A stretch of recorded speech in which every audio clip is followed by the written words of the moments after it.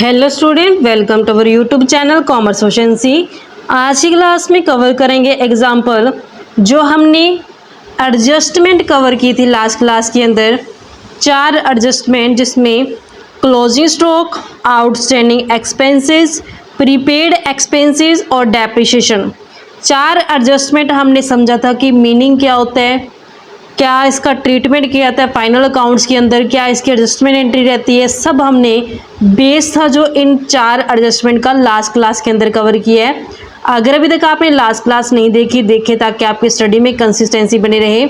अगर अभी तक आपने मेरे यूट्यूब चैनल कॉमर्स ओशेंसी को सब्सक्राइब नहीं किया, सब्सक्राइब कीजिए और बेल आइकन जरूर प्रेस कीजिए ताकि जब भी मैं न्यू वीडियोस अपलोड करूँ सबसे पहले नोटिफिकेशन आपके पास आए, आप वीडियोज़ को देखकर आपकी स्टडी बूस्टअप हो।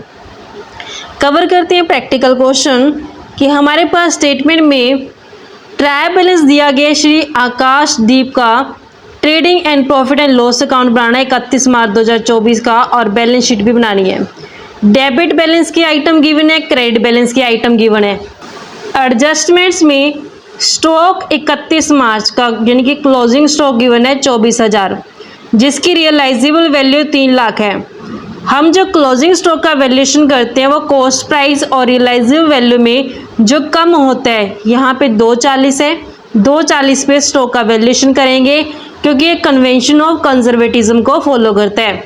वेज आउटस्टैंडिंग है मार्च महीने की 30,000, सैलरी आउटस्टैंडिंग है मार्च महीने की 25,000, prepaid insurance 3,000, motor bike costing जिसकी 60,000 है, परचेज की गया प्रोप्राइटर के सन द्वारा यानी कि ड्राइंग है। This amount was debit to motor vehicle account, तो ये गलत कर दिया, इसको हटाना पड़ेगा मोटर व्हीकल से और इसे ड्राइंग में दिखाना पड़ेगा क्योंकि ये ड्राइंग की गई है। डेप्रिसिएशन प्लांट एंड मशीनरी के ऊपर 5%, मोटर व्हीकल के ऊपर 20%। अब हम trading and profit and loss account बनाते हैं, बैलेंस शीट बनाते हैं। Trading and profit and loss account का जो परफॉर्मा रहता है हमने 31 मार्च 2024 का बनाना है। ये एक पार्टिकुलर पीरियड का बनाया जाता है, इस कारण से यहाँ पे for the year ending word use किया जाता है। वहीं जो बैलेंस शीट होती है, बैलेंस शीट का फॉर्मेट रहता है उसमें हम एज एट वर्ड इस्तेमाल करते हैं क्योंकि ये एक पार्टिकुलर डेट के ऊपर बनाई जाती है, ना कि एक पार्टिकुलर पीरियड की। अब हमें जितनी भी आइटम्स गिवन है ट्रायल बैलेंस की वो सभी हम ट्रांसफर करेंगे trading and profit and loss account के अंदर और बैलेंस शीट के अंदर विद एडजस्टमेंट करके। ट्रायल बैलेंस में डेबिट बैलेंस के अंदर ओपनिंग स्टॉक, परचेज गिवन है, ये दोनों ही ट्रेडिंग अकाउंट की डेबिट साइड आती है। परचेज रिटर्न माइनस कर देंगे ताकि नेट परचेज दिखाई जा सके। सेल्स क्रेडिट साइड आती है ट्रेडिंग अकाउंट के, माइनस कर देंगे सेल्स रिटर्न, तो ये नेट सेल्स आ जाएगी। ट्रेडिंग अकाउंट के डेबिट साइड पे दिखाएंगे to opening stock, opening stock का अमाउंट गिवन है हमारे पास 2 लाख रुपये। नेक्स्ट आइटम परचेज है, टू परचेज के नाम से दिखाएंगे 8 लाख टोटल परचेज है, इसमें से माइनस कर देते हैं परचेज रिटर्न, अमाउंट है 40,000 रुपये, तो मेरे पास 7,60,000 की नेट परचेज आ गई है। सेल्स को क्रेडिट साइड दिखाया जाता है बाय सेल्स के नाम से, अमाउंट है 27 लाख रुपये, इसमें से माइनस कर देते हैं सेल्स रिटर्न 60,000, तो नेट सेल्स आ गई है 26,40,000 रुपये से। नेक्स्ट कैरीज इनवर्ड है, ये डायरेक्ट एक्सपेंस होता है, ये ट्रेडिंग अकाउंट की डेबिट साइड जाएगा। कैरीज आउटवर्ड ये इनडायरेक्ट एक्सपेंस होता है, ये प्रॉफिट एंड लॉस अकाउंट के डेबिट साइड जाएगा। कैरीज इनवर्ड परचेज पे किया जाता है, कैरीज आउटवर्ड सेल्स पे किया जाता है ये दोनों ही खर्चे, लेकिन ये डायरेक्ट खर्चा है, ये इनडायरेक्ट खर्चा है। डायरेक्ट ट्रेडिंग में आएगा, इनडायरेक्ट है प्रॉफिट एंड लॉस अकाउंट में डेबिट साइड पे आएगा। वेजेस ट्रेडिंग अकाउंट की डेबिट साइड पे, salaries profit and loss account की डेबिट साइड पे। कैरीज इनवर्ड को ट्रेडिंग अकाउंट की डेबिट साइड दिखाएंगे, अमाउंट है कैरीज इनवर्ड का 36,000। वहीं जो कैरीज आउटवर्ड है प्रॉफिट एंड लॉस अकाउंट की डेबिट साइड जाएगा। टू कैरीज आउटवर्ड के नाम से दिखाएंगे 8,000 रुपये। नेक्स्ट मेरे पास आइटम वेजेस की गिवन है, टू वेजेस के नाम से दिखाएंगे, अमाउंट है वेजेस का 4,20,000। और नेक्स्ट मेरे पास सैलरीज है, प्रॉफिट एंड लॉस अकाउंट की डेबिट साइड जाएगी सैलरीज, अमाउंट है सैलरीज का 2,75,000। इन दोनों की एडजस्टमेंट गिवन है। वेजेस आउटस्टैंडिंग है मार्च महीने की 30,000। आउटस्टैंडिंग वेजेस का मतलब क्या है कि जो मार्च महीने की वेज जो अभी तक पे नहीं की गई है ये पे करनी पड़ेगी। हमने जब इसकी लास्ट क्लास के अंदर इंट्रो कवर की थी तो उसमें समझा था कि हम ट्रू प्रॉफिट और लॉस जानने के लिए एक अकाउंटिंग पीरियड के दौरान जितनी भी इनकम और एक्सपेंस होते हैं वो सभी लेते हैं। तो यहाँ पे मार्च महीने की वेजेस है जो नहीं पे की गई, अभी पे करनी बाकी है, तो ये आउटस्टैंडिंग वेजेस है। तो मैं क्या करूँ, इसे वेजेस में ऐड कर दूँ।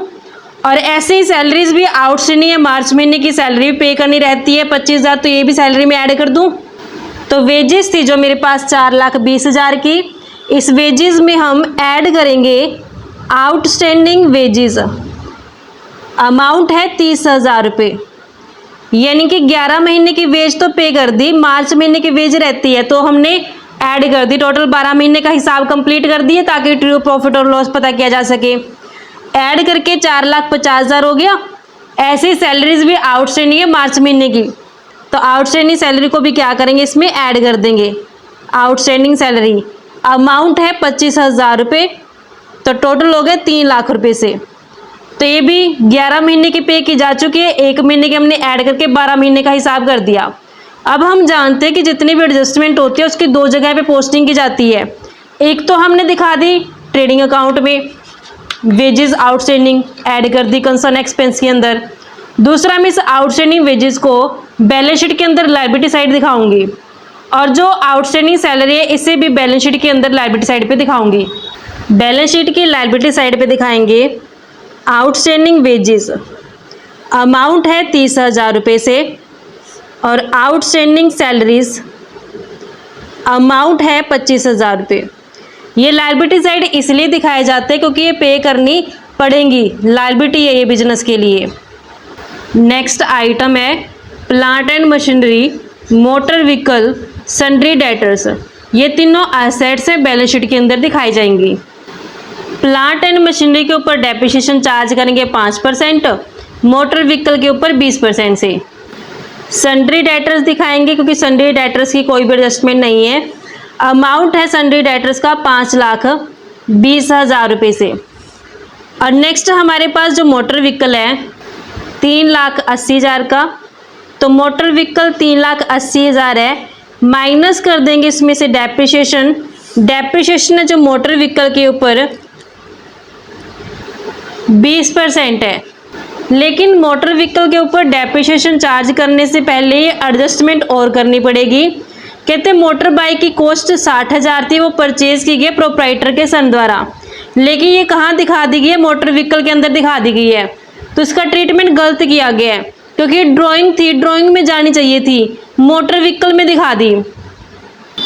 तो जब मोटर बाइक प्रोप्राइटर के सन के लिए ली गई है तो वो ड्राइंग है, हमें क्या करना चाहिए था, ड्राइंग्स को डेबिट करना चाहिए था। लेकिन गलती क्या की गई है कि जो मोटर बाइक है, मोटर बाइक उससे डेबिट किया गया है, ये गलत किया गया है, ये सही होना चाहिए था।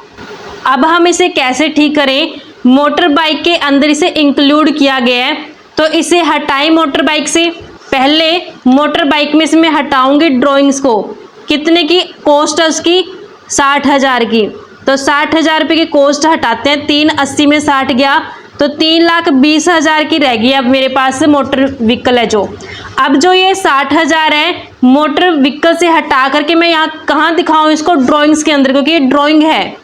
क्योंकि जब हम लायबिलिटी साइड पे कैपिटल दिखाएंगे उस कैपिटल के अंदर अगर नेट प्रॉफिट होगा ऐड हो जाएगा, नेट लॉस को माइनस कर देंगे, जो बैलेंस आएगा उस बैलेंस में से हम ड्राइंग्स को क्या करते हैं, माइनस करते हैं।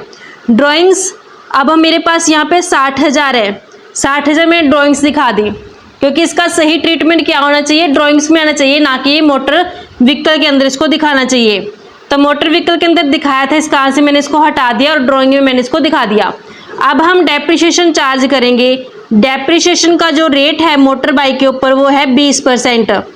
3,20,000 का 20% करेंगे तो 64,000 डेप्रिसिएशन बनते, 64,000 डेप्रिसिएशन माइनस करके 2,56,000 आ गया। मोटर व्हीकल के बाद प्लांट एंड मशीनरी असेट से, प्लांट एंड मशीनरी है 6 लाख की, इसके ऊपर भी डेप्रिसिएशन माइनस करते हैं।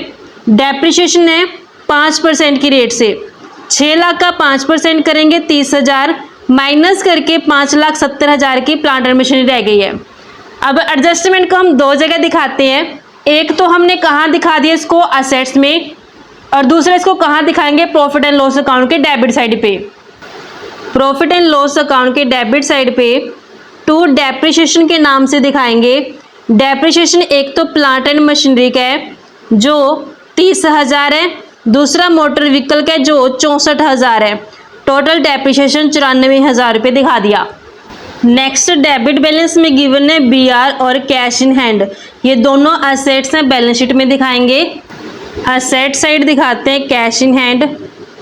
कैश इन हैंड का अमाउंट है 63,000 रुपये और बीआर का अमाउंट है 25,000 रुपये। ट्रैवलिंग एक्सपेंस इनडायरेक्ट एक्सपेंस है, प्रॉफिट एंड लॉस अकाउंट के डेबिट साइड जाएगा। लाइटिंग फैक्ट्री की तो इसे ट्रेडिंग अकाउंट के अंदर दिखाएंगे। Rent and taxes profit and loss account के अंदर। General expense profit and loss account के अंदर। इंश्योरेंस पे किया गया है, प्रॉफिट एंड लॉस अकाउंट के डेबिट साइड पे दिखाएंगे। ट्रैवलिंग एक्सपेंस दिखाएंगे प्रॉफिट एंड लॉस अकाउंट के डेबिट साइड पे।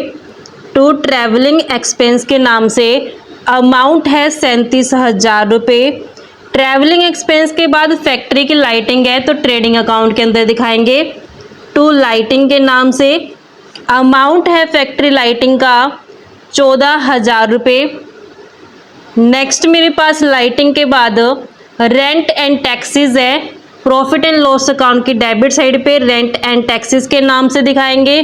अमाउंट है 72,000 रुपये से 72,000। और नेक्स्ट रेंट एंड टैक्सेस के बाद जनरल एक्सपेंस है। To general expense profit and loss account के अंदर जाएंगे 1,05,000 से। जनरल एक्सपेंस के बाद इंश्योरेंस है, टू इंश्योरेंस दिखाएंगे अमाउंट 15,000। इंश्योरेंस के रिगार्डिंग एडजस्टमेंट दिए कि प्रीपेड इंश्योरेंस है 3,000 ऑलरेडी हमने करंट ईयर के अंदर पे कर दी। नेक्स्ट ईयर का इंश्योरेंस प्रीमियम था, यानी कि नेक्स्ट ईयर का खर्चा इस साल हम पे कर देते तो इस साल के लिए वो खर्चा प्री पे बन जाता है। प्री मतलब कि एडवांस में पे कर दिया हमने।